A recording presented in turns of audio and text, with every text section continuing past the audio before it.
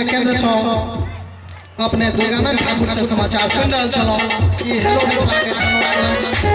आकाशवाणी केंद्र छे बउआ दुर्गानंद के बहुत बहुत धन्यवाद। आप उनका का इनाम रोशन आसमान के तरफ से एक पुरस्कार बउआ दुर्गानंद ठाकुर के लिए वो आवे आ पुरस्कार लो जाए दुर्गानंद ठाकुर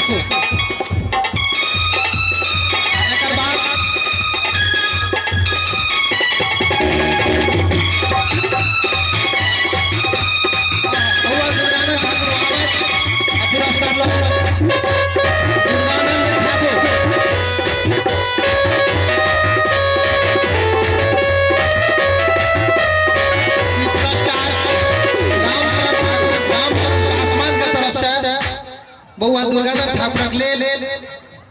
बहुत बहुत धन्यवाद। आप